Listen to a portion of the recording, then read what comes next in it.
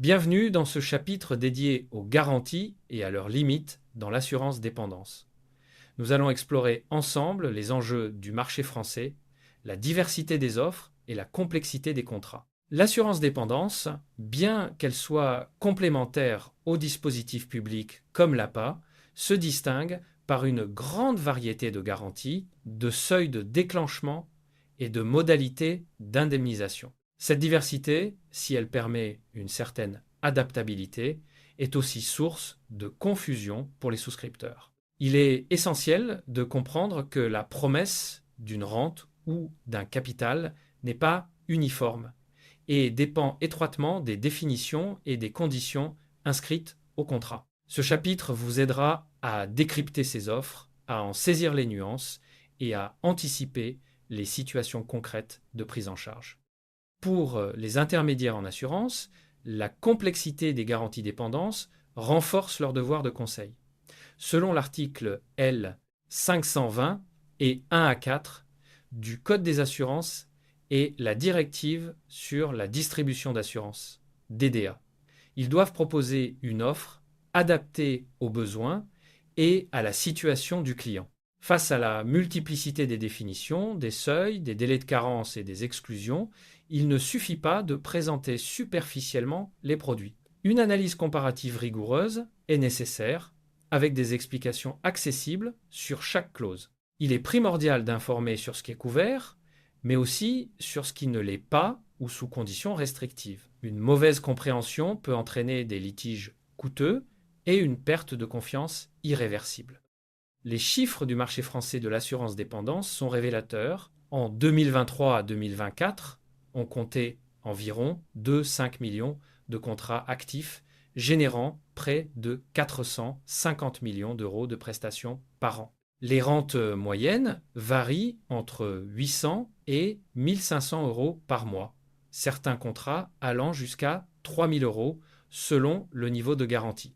Ces montants doivent être mis en perspective avec le coût réel de la dépendance, notamment en EHPAD, où le reste à charge peut dépasser 2000 à 3000 euros mensuels. Une part significative des contrats couvre la dépendance partielle, GIR 3 à 4, mais avec des rentes souvent inférieures à celles de la dépendance totale, GIR 1 à 2. Le taux de sinistralité a atteint 65%, avec une hausse notable post-Covid.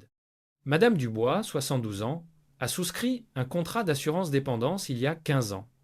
Après une chute, elle développe des difficultés motrices et nécessite une aide quotidienne. Son médecin l'évalue en GIR 3, la rendant éligible à l'APA. Mais son contrat ne prévoit une rente qu'en cas de dépendance totale et irréversible, GIR 1 ou 2. La dépendance partielle, GIR 3 ou 4, n'ouvre pas droit à indemnisation. Madame Dubois doit se contenter de l'APA, qui ne couvre qu'une partie de ses dépenses, et faire face à un reste à charge conséquent. Ce cas illustre l'importance de la définition contractuelle de la dépendance et des seuils de déclenchement, ainsi que la nécessité d'un conseil éclairé. La problématique de ce chapitre s'articule autour d'une question clé. Comment identifier, comparer et évaluer de manière exhaustive les garanties dépendance et leurs limites afin d'assurer une couverture réellement adaptée aux besoins spécifiques et aux attentes du client, tout en respectant le cadre réglementaire et les impératifs de transparence. Nous allons explorer les mécanismes de définition et d'évaluation de la dépendance, analyser les exclusions contractuelles, les conditions de maintien des droits et comprendre les enjeux de la revalorisation des prestations. L'assurance dépendance repose sur des principes fondamentaux.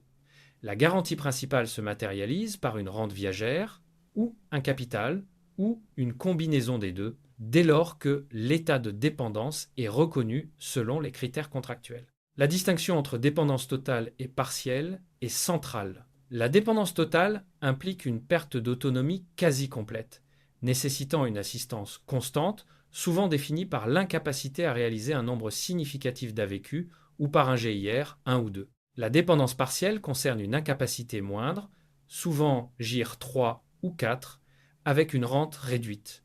il est impératif de comprendre comment le contrat définit ces niveaux et les montants associés. Les assureurs privés jouissent d'une liberté contractuelle pour établir leurs propres critères d'évaluation de la dépendance. Certains s'inspirent de la grille AGJR ou des AVQ, mais les modalités d'appréciation peuvent varier. Cette liberté est encadrée par le principe de bonne foi et les règles protectrices du consommateur. La CPR veille à ce que les définitions ne soient pas abusives et que les informations précontractuelles soient claires. Une définition trop éloignée des standards ou trop complexe pourrait être jugée illicite ou abusive par les tribunaux. La reconnaissance de l'état de dépendance est la condition sine qua non au déclenchement des garanties. En France, la grille AGR est la référence publique pour l'attribution de l'APA, classant les personnes en 6 GIR selon 10 variables discriminantes. Les assureurs privés ne sont pas contraints d'utiliser la grille AGJR et peuvent adapter les seuils ou les modalités d'évaluation. Certains contrats préfèrent la grille AVQ, qui évalue la capacité à réaliser des actes fondamentaux sans aide. D'autres intègrent des tests cognitifs pour apprécier la dépendance liée à des troubles neurodégénératifs. L'impact de ces méthodes d'évaluation sur la prise en charge est direct et considérable. Certains contrats innovants proposent une approche dite de dépendance croisée ou mixte. Ils combinent une évaluation physique, AVQ, et cognitive, reconnaissant que la dépendance peut avoir des origines diverses. Par exemple, la dépendance peut être reconnue si l'assuré est incapable de réaliser un certain nombre d'AVQ ou si son état cognitif atteint un seuil de dégradation mesuré par des tests spécifiques. Cette approche vise à offrir une couverture plus complète, adaptée à la réalité des situations.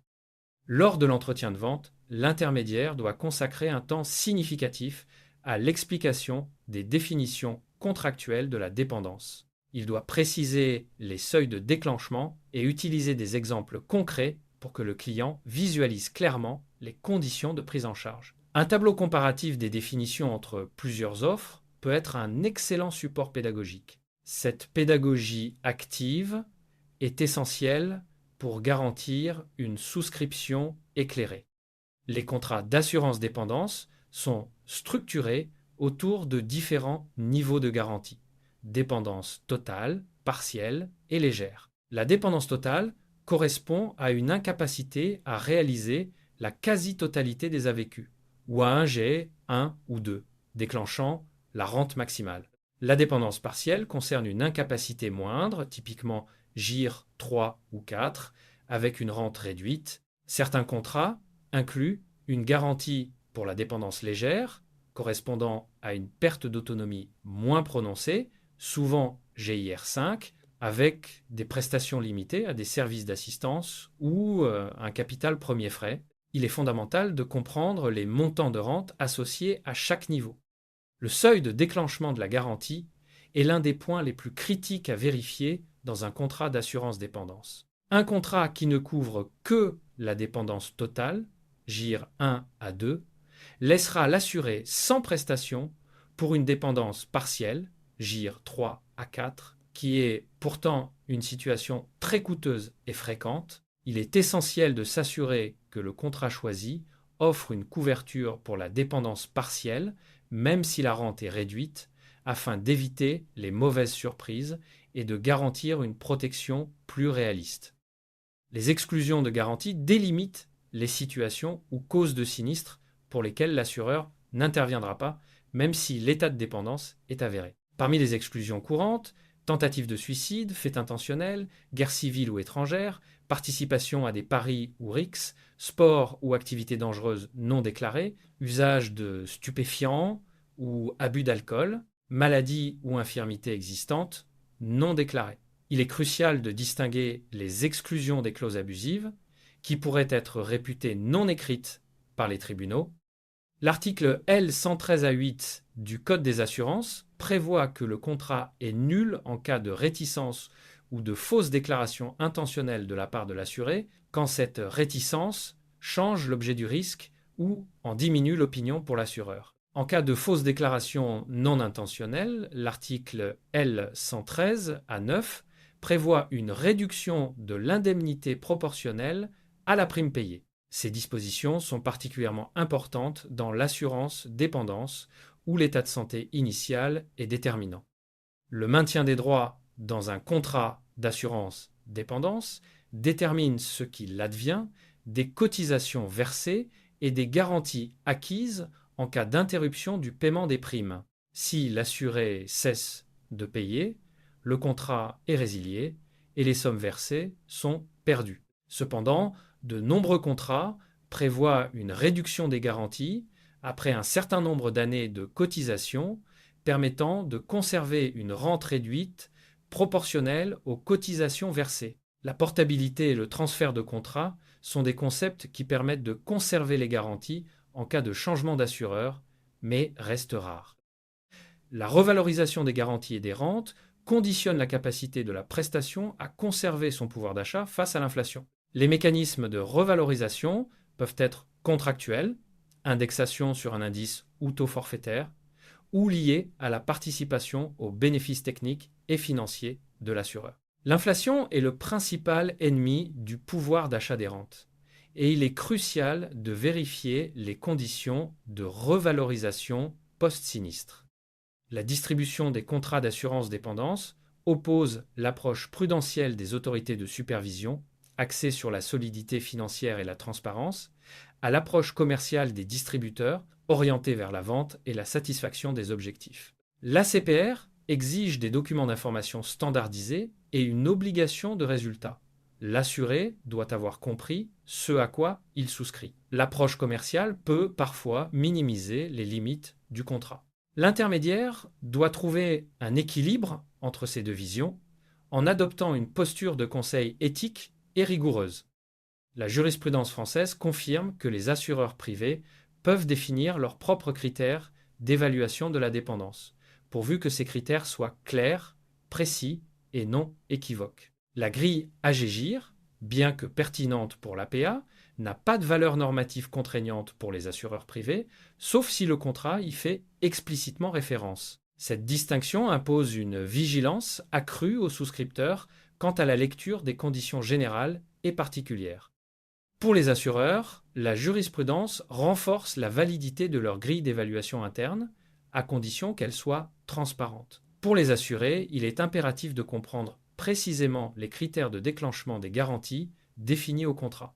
L'avis médical basé sur la grille AGGIR n'est pas suffisant pour activer les garanties d'un contrat privé si les critères contractuels ne sont pas remplis. Pour les intermédiaires, le devoir de conseil est renforcé pour expliquer les différences entre les grilles d'évaluation. L'assuré doit lire attentivement les conditions générales et particulières du contrat, notamment les définitions de la dépendance et les critères de déclenchement des garanties. Il ne faut pas hésiter à demander des éclaircissements à l'assureur ou à l'intermédiaire.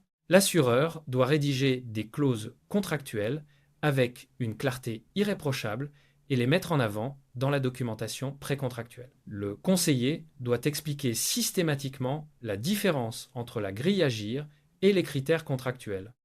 Ce chapitre a mis en lumière la complexité inhérente à l'assurance dépendance. Il est impératif, tant pour les professionnels que pour les souscripteurs, de saisir toute la portée des engagements contractuels et des conditions de leur activation. La clarté des garanties et des exclusions est un pilier fondamental de la relation de confiance entre l'assureur et l'assuré. Sans cette clarté, l'objectif même de l'assurance dépendance, apporter une sérénité financière face à la perte d'autonomie, est compromis.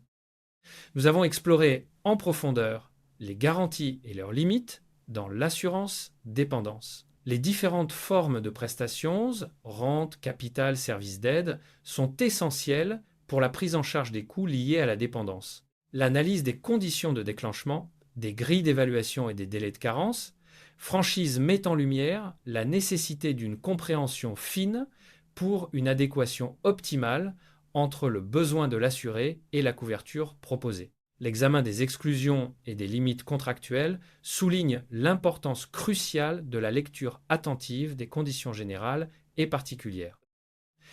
Les garanties dépendance se manifestent principalement par le versement d'une rente mensuelle, d'un capital unique ou par la fourniture de services d'aide et d'assistance. La reconnaissance de l'état de dépendance repose sur des critères médicaux objectifs, souvent évalués au moyen de grilles standardisées. Les délais de carence et de franchise impactent directement l'effectivité de la couverture. Les exclusions contractuelles circonscrivent le champ d'application de la garantie. La revalorisation des prestations est cruciale pour maintenir le pouvoir d'achat face à l'inflation. Parmi les erreurs fréquentes, sous-estimer le niveau de dépendance, ignorer les délais de carence et de franchise, négliger les exclusions contractuelles, oublier la revalorisation des prestations ou comparer superficiellement les offres. Il est essentiel de toujours vérifier la grille d'évaluation, expliciter les délais, aborder les exclusions, insister sur la revalorisation et proposer une simulation personnalisée. Adopter une approche pédagogique et transparente, réaliser une analyse approfondie des besoins, présenter plusieurs options de contrat, mettre en place un suivi régulier et conserver une documentation rigoureuse sont des bonnes pratiques essentielles. Ces méthodes permettent d'assurer une protection optimale et une satisfaction durable pour les clients. La complexité des contrats d'assurance dépendance réside souvent dans la précision des termes employés, qui déterminent l'étendue réelle de la couverture et les conditions de déclenchement des prestations. Une maîtrise approfondie de ces définitions est indispensable pour tout professionnel de l'assurance et pour tout assuré désireux de comprendre les engagements de son contrat. La garantie dépendance totale constitue le niveau de couverture le plus élevé. Elle vise à indemniser l'assuré lorsque sa perte d'autonomie nécessite une assistance constante pour la plupart des actes essentiels de la vie quotidienne. Contractuellement, elle est généralement définie par l'incapacité à réaliser un nombre significatif d'activités élémentaires, souvent GIR 1 et 2 de la grille AGIR. Les modalités d'évaluation doivent être explicitées et la définition contractuelle doit être précise et compréhensible. La garantie dépendance partielle représente un niveau de couverture intermédiaire conçu pour prendre en charge les situations où la perte d'autonomie est avérée, mais ne requiert pas une assistance aussi intensive. Elle se déclenche lorsque l'assuré rencontre des difficultés pour accomplir certains actes de la vie quotidienne, mais conserve une autonomie résiduelle. Contractuellement, elle correspond généralement aux GIR 3 et 4. La distinction entre dépendance totale et partielle est cruciale car elle détermine le montant des prestations versées. Une exclusion de garantie est une clause contractuelle qui précise les situations dans lesquelles l'assureur n'interviendra pas pour indemniser l'assuré. Ces exclusions sont des limitations expresses à la couverture et doivent être rédigées de manière claire, précise et non équivoque. Elles concernent souvent des causes spécifiques de dépendance, des maladies préexistantes non déclarées ou des comportements à risque. En cas de litige, les tribunaux interprètent généralement les clauses d'exclusion de manière restrictive en faveur de l'assuré. La valeur de réduction est un mécanisme contractuel permettant le maintien partiel des garanties en cas d'interruption du paiement des cotisations. Elle permet à l'assuré de conserver une garantie réduite proportionnelle aux cotisations déjà versées. Ce mécanisme est pertinent pour les contrats ayant accumulé une certaine ancienneté. La valeur de réduction se traduit par une diminution du montant de la rente ou du capital versé en cas de survenance de la dépendance. La revalorisation contractuelle vise à maintenir le pouvoir d'achat des prestations dans le temps face à l'inflation et à l'augmentation des coûts liés à la dépendance. Elle peut s'appliquer aux cotisations ou aux prestations indexées sur différents indicateurs ou taux fixes. Il est primordial de distinguer la revalorisation des cotisations de celle des prestations. Une clause de revalorisation des prestations indexée sur un indice pertinent est un gage de sécurité pour l'assuré. L'assureur privé n'est pas légalement contraint d'utiliser la grille AGIR pour définir la dépendance dans ses contrats. La grille AGIR est l'outil de référence national pour l'APA, mais les assureurs sont libres de définir leurs propres critères à condition que ces définitions soient claires, précises et non équivoques. De nombreux assureurs s'inspirent de la grille AGIR ou utilisent des critères similaires basée sur l'incapacité à réaliser un certain nombre d'AVQ. Un contrat à fonds perdu signifie que si l'assuré ne se retrouve jamais en situation de dépendance, les cotisations versées ne lui seront pas restituées ni à ses héritiers. Ce principe est inhérent à la nature même de l'assurance, qui est un mécanisme de mutualisation des risques. Certains contrats proposent une garantie décès ou peuvent être adossés à un contrat d'assurance vie permettant de récupérer l'épargne ou de la transmettre aux héritiers. Le délai de carence est la période entre la souscription du contrat et l'effectivité des garanties. Si la dépendance survient pendant cette période, l'assuré ne sera pas indemnisé. Ce délai varie de 1 à 3 ans selon les contrats. Le délai de franchise est la période entre la reconnaissance officielle de la dépendance et le début du versement des prestations, généralement de 90 jours. Ces délais impactent directement la rapidité de la prise en charge financière. L'âge limite de souscription varie selon les assureurs, généralement entre 70 et 77 ans, parfois jusqu'à 80 ou 85 ans. Il existe aussi un âge minimum, souvent fixé entre 35 et 50 ans. Plus l'âge de souscription est avancé, plus le risque de survenance de la dépendance est élevé, ce qui se traduit par des cotisations plus importantes et des conditions d'acceptation plus strictes. Il est recommandé de souscrire relativement jeune, entre 50 et 65 ans. Les garanties dépendance ne couvrent pas exclusivement les pertes d'autonomie liées au vieillissement. La perte d'autonomie peut résulter de diverses origines: vieillissement naturel, accident, maladie chronique ou dégénérative. Sauf disposition contractuelle contraire, un contrat d'assurance dépendance couvre ces différentes causes. Il est crucial de vérifier les exclusions de garantie. Si l'assuré arrête de payer ses cotisations, le contrat sera résilié et il perdra l'intégralité des sommes versées. Certains contrats prévoient une valeur de réduction ou un rachat partiel après un certain nombre d'années de cotisation permettant de conserver une garantie réduite. Il est impératif de vérifier les conditions générales concernant les conséquences d'un non-paiement des cotisations. La revalorisation concerne les cotisations et les prestations. La plupart des contrats prévoient une revalorisation annuelle des cotisations liées à un indice ou à l'âge de l'assuré. La revalorisation des prestations vise à garantir que le montant de la rente ou du capital conserve son pouvoir d'achat.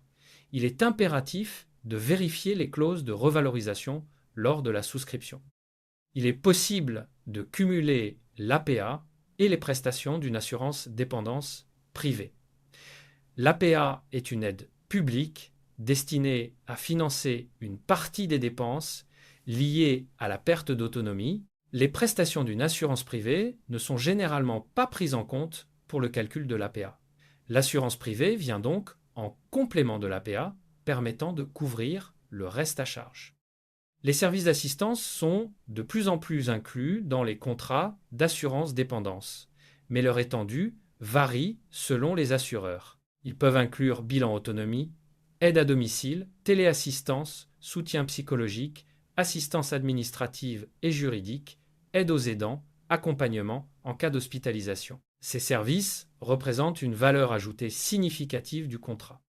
Les contrats d'assurance dépendance comportent généralement des exclusions spécifiques liées à certaines maladies graves ou à des comportements à risque. Parmi les exclusions courantes, maladies préexistantes non déclarées, consommation excessive d'alcool ou de stupéfiants, tentative de suicide, participation à des activités dangereuses, actes de guerre, faute intentionnelle de l'assuré. Il est impératif de lire attentivement les clauses d'exclusion. Testez votre compréhension des concepts clés relatifs aux garanties et aux limites des contrats d'assurance dépendance. Les questions portent sur la différence entre délai de carence et délai de franchise, la grille de référence pour l'APA, le caractère à fonds perdu des contrats, la revalorisation des prestations et le cumul avec l'APA. Les réponses détaillées sont disponibles pour chaque question. Analysez une clause d'exclusion d'un contrat d'assurance dépendance, comprenez la portée de la clause, conseiller un client pratiquant la plongée sous-marine et examiner le refus de prise en charge pour hypertension non déclarée. Ces exercices permettent d'appliquer les connaissances acquises sur les garanties et les limites des contrats. Comparez 2 contrats d'assurance dépendance pour Madame Dubois. 62 ans, analysez les définitions de la dépendance, comparez les mécanismes de revalorisation des prestations et conseillez le contrat le plus adapté à ses préoccupations. Cet exercice met en avant l'importance de la personnalisation de la couverture et de la compréhension des caractéristiques des contrats. Monsieur Martin, 70 ans, a souscrit un contrat d'assurance dépendance il y a 8 ans. Il a omis de déclarer des troubles cognitifs préexistants lors de la souscription. Aujourd'hui, il est diagnostiqué en dépendance lourde, GIR, 2, suite à l'aggravation de ces troubles. L'assureur refuse la prise en charge en invoquant une fausse déclaration intentionnelle. Ce cas met en lumière l'importance de l'intentionnalité de la déclaration et les recours possibles pour contester la décision de l'assureur.